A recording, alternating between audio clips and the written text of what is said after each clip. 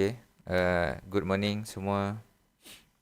So, hari ni kita sambung topik isometric transformation. So sebelum ni kita dah cover transformations, congruence and translation. Okay. So there are three types of isometric transformation. The first one is translation, second one is reflection, the third one is rotation. Okay.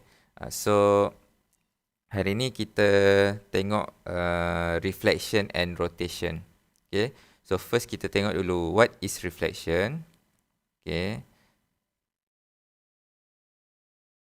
Okay, so kita tengok dekat sini reflection. Okay.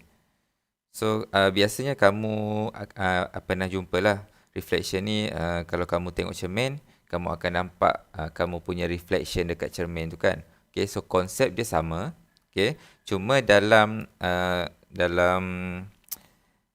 topik ni, okay, reflection ni dalam bentuk 2D lah. So dalam satu plane. Okay, so untuk reflection, okay, katalah kita ada satu objek, okay, objek A, B, C, D ni, okay.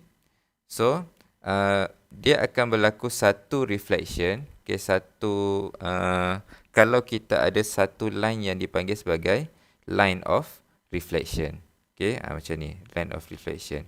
So line of reflection ni yang akan menentukan dekat mana kamu punya image, okay. Ni objek ABCD ni.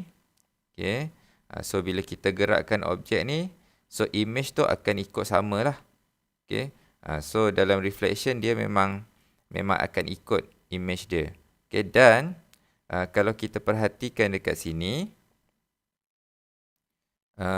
jarak antara objek dengan line of reflection, okay, dan juga image dengan line of reflection adalah sama. Contohnya macam ni, A kan. So 2 unit dari line of reflection. Okay. So image untuk A adalah 2 unit juga. Okay. Dia mesti sama. So setiap point dalam satu objek, kata ni ada objek kan. So A, B, C, D, E, F, G, A, B, C, D, E, F. So B 3 unit dari line of reflection.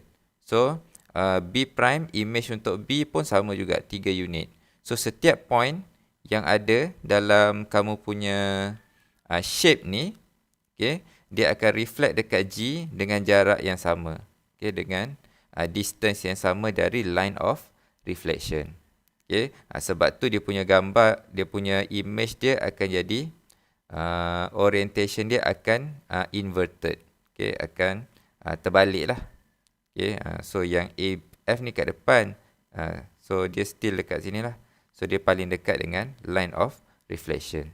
So kalau kita tukar, kita pindahkan line of reflection, so image kamu pun kalau dia makin jauh dari objek, image kamu pun akan makin jauh dari objek. So kalau kita dekatkan image dia, kita dekatkan objek dia, image dia pun akan dekat. Okay. So kalaulah satu point itu, okay, berada pada atas line of reflection, so dia punya image pun akan ada dekat atas line of reflection. So macam ni kan, point A ni, so dia dekat atas line of reflection kan. So image dia pun dekat atas tu jugalah. Okay, so jarak dia kosong kan. Okay. So there are certain features dalam reflection which are, the first one is the object and image are on the opposite sides of axis of reflection. So image dengan objek dia berada pada opposite side lah. So tadi kalau kita tengok line of reflection dia, dia berada pada opposite side. Okay. Then the object and image have some perpendicular distance from axis of reflection. Same perpendicular distance. So tadi yang saya katakan, so distance antara objek dengan line of reflection adalah sama dengan distance of the image from the axis of reflection. Okay. Yang garisan tu kita panggil sebagai sama ada line of reflection ataupun axis of reflection. Okay. Yang ketiga, the shape and size of the image is the same as object. Only the orientation is reversed. So shape dengan size dia tak akan berubah. Okay. Cuma orientation dia sahaja yang reverse. Okay. And the last one, the image of a point on axis of reflection is the point itself. Macam tadi saya kata, kalau point tu berada pada atas line of reflection, so dia punya image pun berada dekat tempat yang sama. Okay, sebab jarak dia kosong lah kan dari line of reflection tu. Okay. Alright. So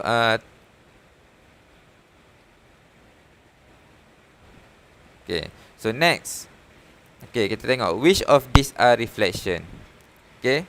The first one, is it a reflection? Ini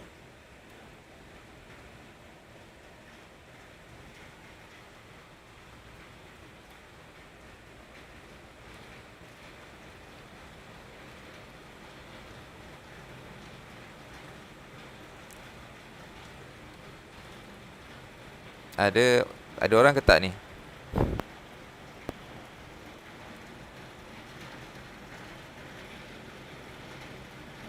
Okay, the first one is a reflection. Okay, sebab dia punya there are an axis of reflection lah dekat sini sebenarnya.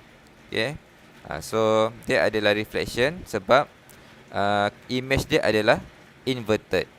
Okay, yang kedua, okay, is it a reflection? So kalau kamu tengok kat sini, so dia bukan reflection lah. Okay, sebab bila kita tengok dekat sini, dia tidak reflected. Okay, dia punya image dia tak not inverted. Okay, the third one,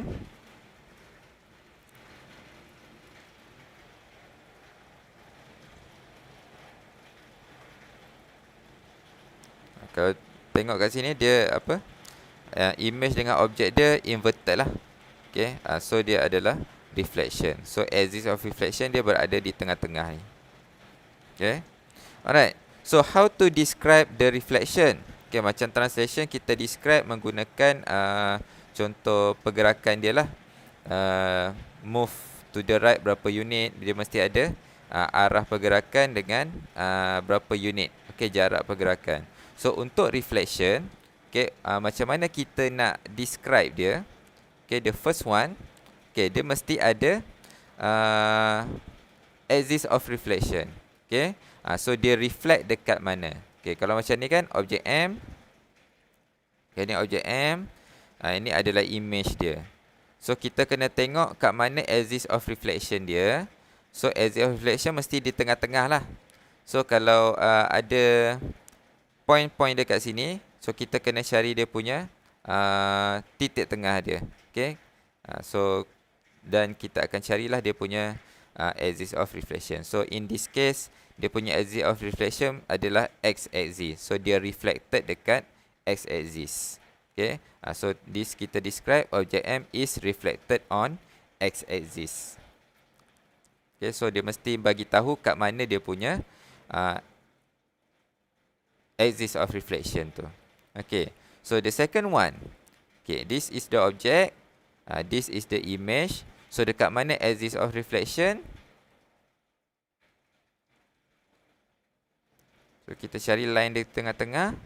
So kat sini lah. So sini adalah line y equal to 1. Okay. So FJM is reflected on line y equal to 1. So sebab kat sini y sama dengan 1. So line dia adalah y sama dengan 1. Okay. So that is how you describe the reflection. So mesti nyatakanlah dia reflected dekat mana. Okay. Alright. So draw the image for the object below. So macam mana kita nak lukis image, okay, untuk satu objek, okay, menggunakan reflection. Okay. So the first one, okay, just reflected every point lah sebenarnya. Okay. So point ini dia punya image kat situ juga. Ni dia mesti sama jarak dia 2 unit, 2 unit. Okay, this one 4 unit, 4 unit. this one 1 unit, sini pun 1 unit. So dekat sini berada pada garisan yang sama. So kamu akan sambungkan je lah garisan dia. Okay. So dapatlah dia punya image dia. Okay. So untuk soalan kedua ni sama jugalah. So B akan reflected dekat sini, A akan reflected dekat sini, C akan reflected dekat sini.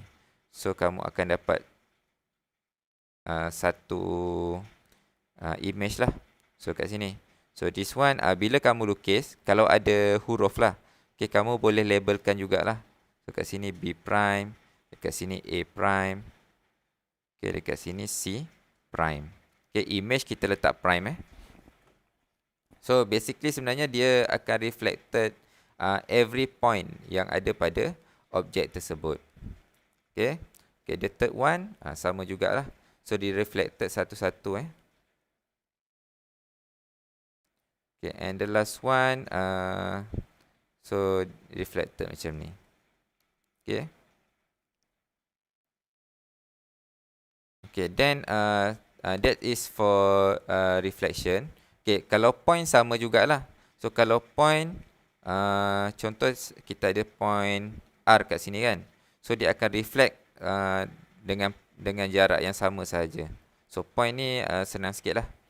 Okay. So just reflect je lah. Okay.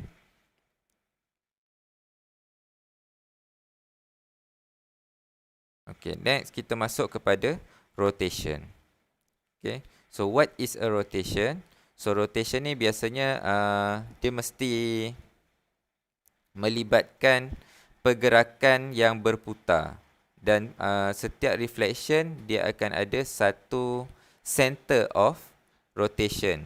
Okay, center of rotation. So kita tengok kat sini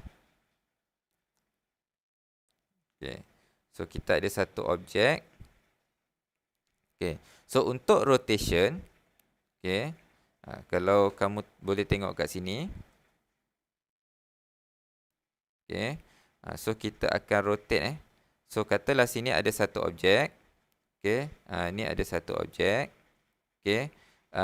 And this one, D is the center of rotation dekat sini.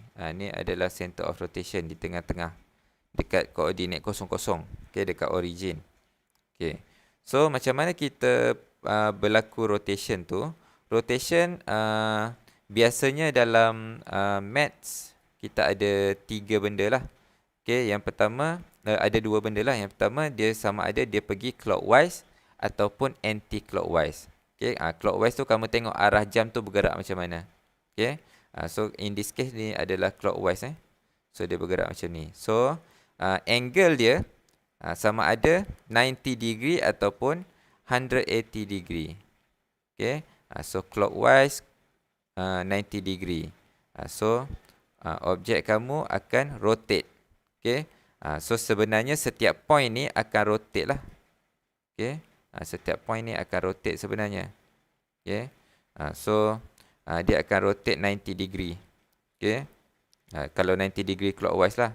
So ataupun 180. Okay. 180 dia rotate macam ni. Okay. Ini kalau B. So dia akan rotate macam ni lah. Okay. So 270. Okay, dia akan tambah 90, 90, 90. Okay, and kalau 360 dia patah balik lah.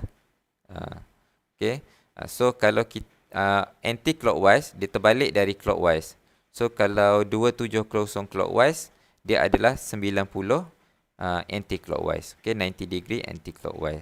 180 sama. So 270 anti-clockwise. So dia just terbalik je lah. Ni.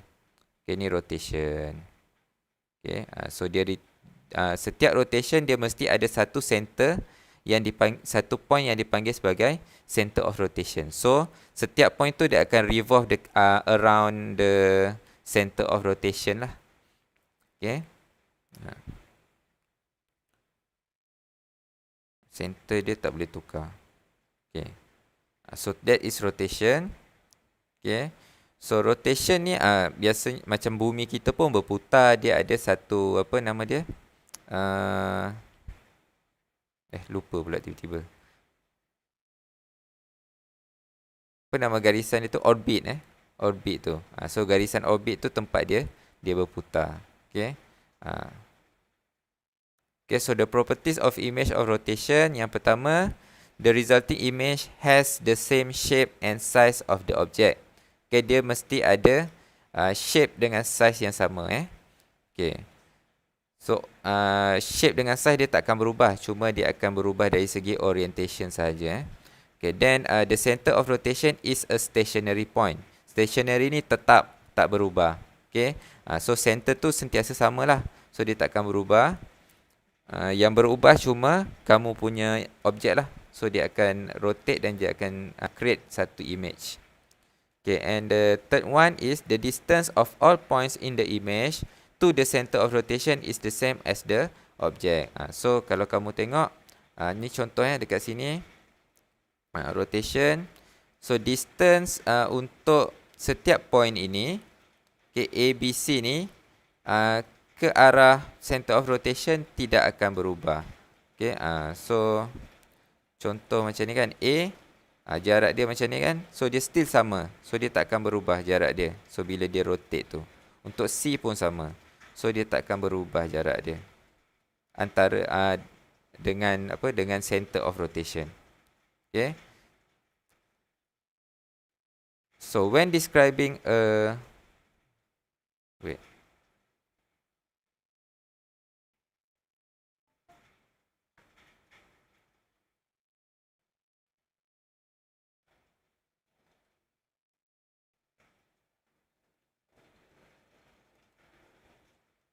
Okay, when describing a rotation, okay, yang pertama kita kena nyatakan where is the center of rotation. Okay, macam case dekat sini, the center of rotation is at origin ataupun coordinate 00. So kena nyatakan lah. Yang kedua, angle of rotation. So berapa degree dia punya rotation? So 90 degree ke, 180 degree ke? Okay, yang ketiga, direction of rotation. So direction is either clockwise or anti-clockwise. Okay. So, ni macam mana kita nak describe the rotation. Okay, so kita ada objek A, B, C, D. So, dia rotate. Dia jadi this image lah. Dia akan create satu image. So, dekat center ni. Okay. So, kita nak describe the rotation of 90 degree clockwise at center T. Okay, center of rotation T. So, kita tahu yang center of rotation dia dekat sini T. So, dia rotate 90 darjah clockwise. Okay, arah jam. Okay, ni arah jam macam ni. Kalau terbalik, dia arah lawan jam lah. Dia anti-clockwise lah. Okay. So, ni macam mana kita nak describe rotation. Okay, yang kedua. So, A, this is the object. This is the image. Okay, so dia rotate dekat point S. So, arah mana? Arah anti-clockwise. So, berapa degree? 90 degree. So, rotation of 90 degree anti-clockwise at center S. Okay, so kena nyatakan ketiga-tiga komponen yang ada lah. So, 90 degree, anti-clockwise, center kat mana. Okay, yang ketiga, okay, how to determine the image of object under a rotation. So, kita ada dua cara macam mana kita nak determine the image of the object under rotation. Yang pertama, sama ada kita pakai tracing paper. Yang ni selalunya saya, kalau dalam kelas memang saya bagilah tracing paper. So, sekarang ni bila kelas online ni, saya tak dapat nak buat praktikal dengan kamu. Okay, so kita tengok je lah cara-cara dia. So, mungkin kalau kamu susah jugalah nak cari tracing paper ni kan. Okay, tapi tak apa, nanti ada cara kedua. Okay, so yang pertama, okay, draw a line from point M to P. Okay, so yang ni kita tengok ni adalah objek. Ini adalah center of rotation M.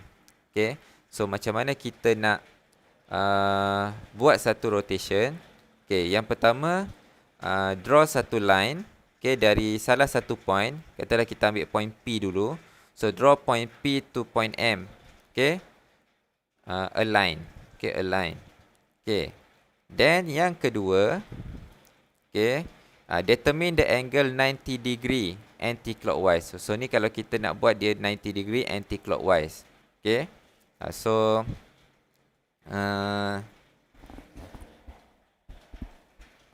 So kita buatlah satu line 90 degree anti-clockwise lah. Okay. So jarak sama dengan P. So kalau kat sini 3 unit, sini pun mesti 3 unit. Okay. So dia 90 degree So kalau ada grid tu tak ada masalah untuk kamu buat 90 degree. Dia senang. Okay. Anti-clockwise. And then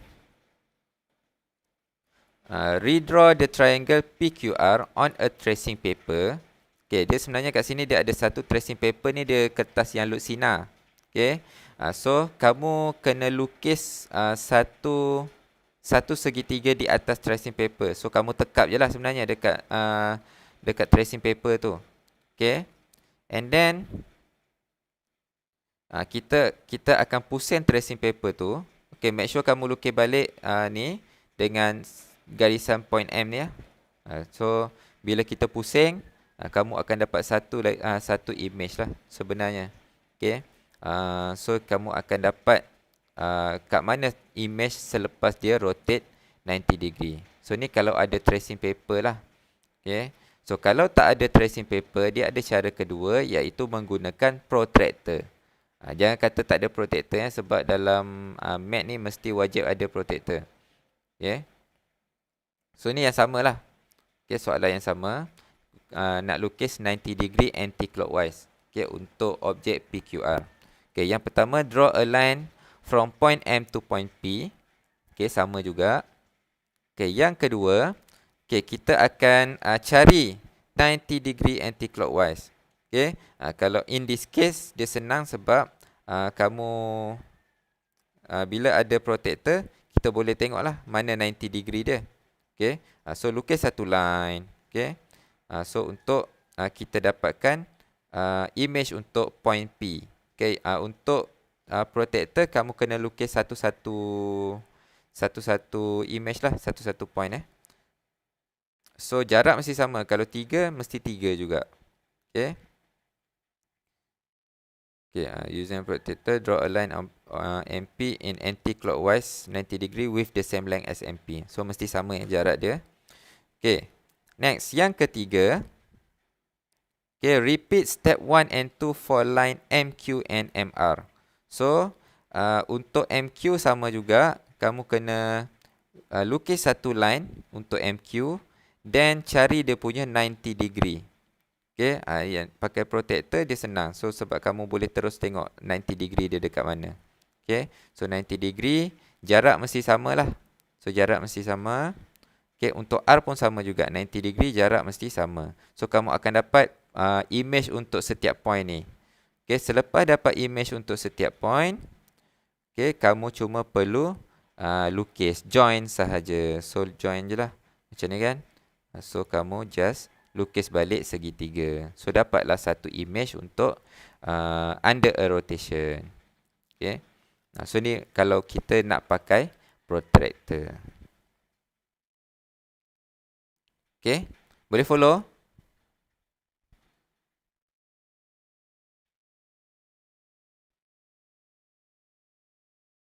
Okay, nanti boleh try buat praktikal lah. Macam mana kamu nak lukis tu . Okay, then how to determine the center of rotation. Okay, so center of rotation, kalaulah kita ada satu objek dan satu image under a rotation, tapi tidak diberi center of rotation. Kita tak tahu kat mana center of rotation dia. Contoh macam ni lah. So, kita ada objek. Objek, yang ni image. Okay, kat mana center of rotation? Dia rotate dekat mana? So, kita tak tahu kan?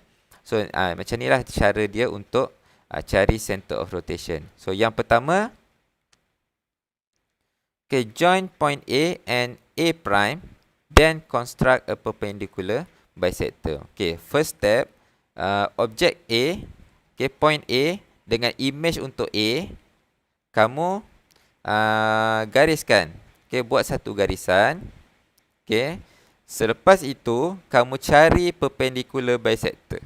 Okay, perpendicular bisector ni dah belajar kan macam mana kan? Okay, so cari perpendicular bisector, lukiskan perpendicular bisector. Okay, itu step yang pertama. Okay. Step yang kedua, kamu repeat untuk step 1 untuk point B, B ataupun C, C prime. Okay, B, B prime or C, C prime. Salah satulah. Okay.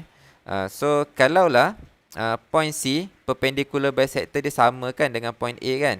So, jangan ambil C, ambil B. Okay, so B, cari perpendicular bisector dia. Okay. So, kamu akan dapat satu intersecting line. Okay. Mark the intersecting line as D. So, apa-apalah. D ke O ke boleh. So, D is the center of rotation. So, dia sebenarnya intersection line untuk perpendicular bisector adalah kamu punya center of rotation. Okay. So, kalau kamu nak check, lepas tu kita check lah. Okay, measure the angle CDC prime. Okay, so kamu boleh check. Buat satu line antara C dengan center of rotation dan juga image dengan center of rotation. So, kamu boleh ukur pakai protractor. Okay, kalau 90 maksudnya kamu buat betul lah. Okay, so tu caranya macam mana nak cari center of rotation. Okay. Okay. So, untuk rotation, kita stop sampai sini dululah. Okay. So, ni macam mana kamu nak cari dia punya center of rotation tadi tu.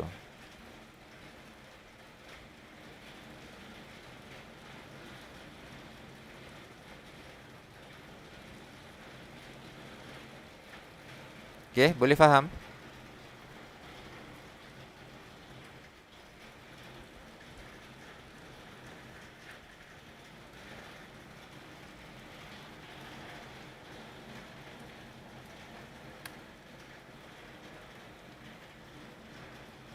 Okey, ada apa-apa soalan untuk reflection dan juga rotation?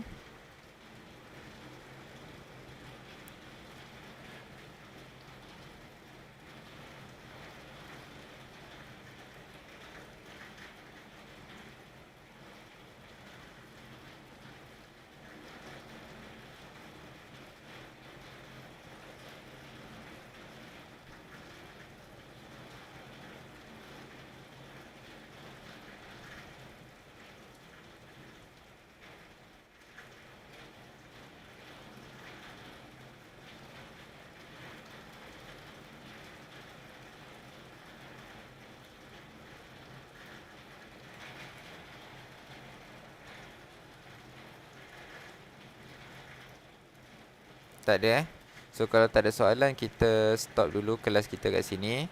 So, kita akan sambung next week untuk 2 lagi subtopik.